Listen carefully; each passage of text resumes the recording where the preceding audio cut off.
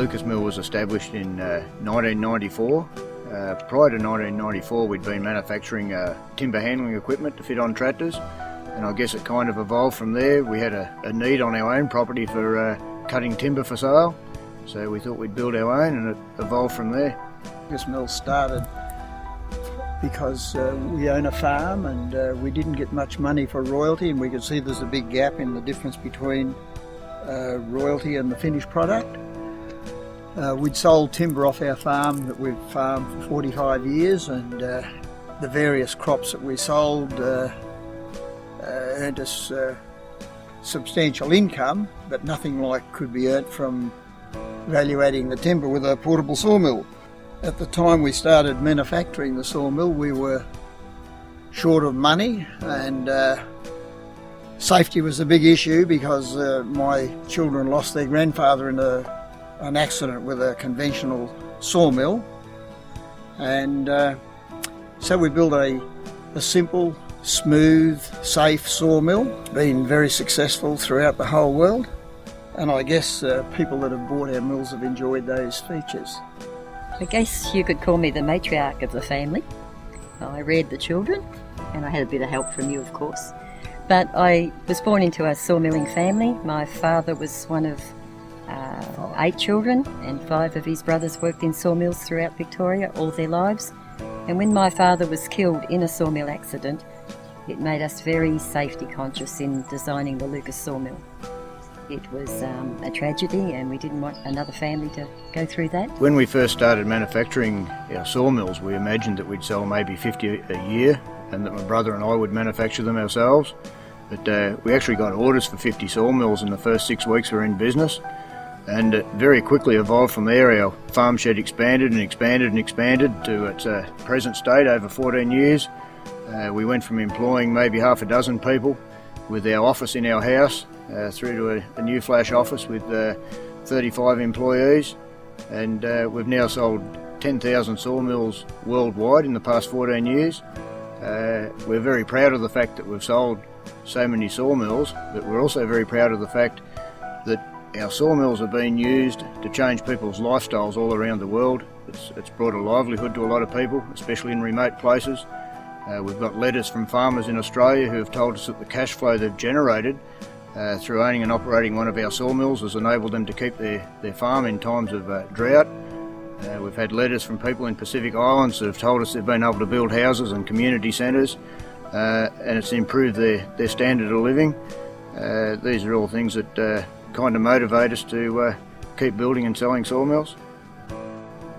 In the early days, our office started in Jenny's house, just a tiny little office, and we moved into a site office at Warren Board in Dubbo, and we thought it was marvellous. In the first section there was Warren and our daughter Janet and myself.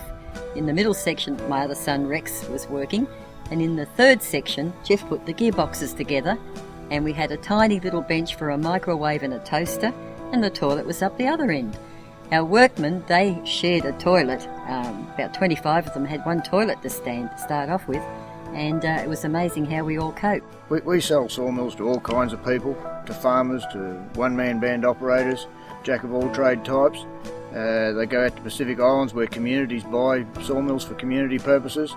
The beauty of our sawmill is it can be used for any kind of facet of sawmilling, from salvage work to selective logging, to contract milling, to plantation milling.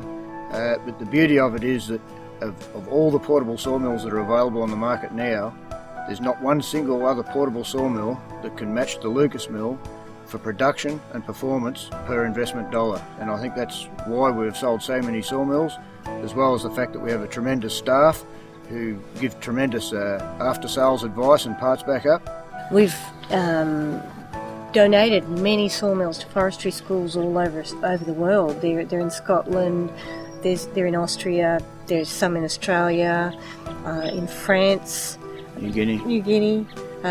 So we've donated a lot of sawmills. When the tsunami happened in Papua New Guinea, we donated a couple of sawmills through Rotary and PNG, and they were used to rebuild communities on that sand spit. We helped in the bushfires. We took sawmills over and milled logs, so they actually built a demonstration hut to teach people how to rebuild the mountain cattle huts. So basically we've I suppose there's been a lot of community support. But I suppose the really good thing about the sawmill is that it's the sorts of things that it's created. Like you can make a lot of money out of the sawmill. There's a guy that bought a sawmill, paid $8,800. Working by himself, he invoiced $160,000 worth of sawmill, worth of timber in his first year. The Carey brothers in New Zealand, in 3 years they milled $1 million worth of timber, which is just phenomenal. That, with such a small investment that you can actually generate and make quite a substantial amount of money from it. There was a sawmill that went to America, and the first log that it milled paid for the sawmill. $10,000 from one redwood log. Yeah, so that was only a little log. Over the years, we've entered our sawmill in a lot of portable sawmill shootouts, mainly in the United States. And in 2003, world champion axeman Dave Bolstead, he operated our 827 sawmill, which has now been superseded by the Model 830. He cut 927 board feet of 1 and 2 inch boards per hour, which is over 2 cubic metres of sawn timber per hour, out of relatively small logs. No other sawmill at that portable sawmill shootout matched our mill for production. It was the fastest cutting mill there, and it beat sawmills that were more than double the power and double the purchase price of the Lucas Mill. And ours was only one of 2 sawmills. There was 12 sawmills in the shootout that had 0 miscuts, so every single board that was cut passed the test. My agent in Indonesia has got a friend who's built a large tourist come dive resort, come fishing resort in Irian Jaya, just south of Sarong, and the entire complex, and you'd have to call it a complex, it's quite large, all of it has been milled from salvage timber, driftwood on the beaches, you name it. And I haven't been there to see it, but I've seen the photographs and it's quite amazing. All cut with a Lucas Mill. Last week we were in California doing a training exercise for our agent in Mexico, and also helping our agent in America do a trade show. And they took us up there to their house, Evergreen, in Northern California. And it's a magnificent building. It's probably about 50 squares. The ridge beam is 46 feet long. That was cut with a Lucas Mill with 3 sets of end frames and 3 sets of rails. So basically you can cut logs of any length, and this building, the floorboards, the lining boards, the ridge beams, which is 2 foot by 1 foot beam, all cut with a Lucas Mill.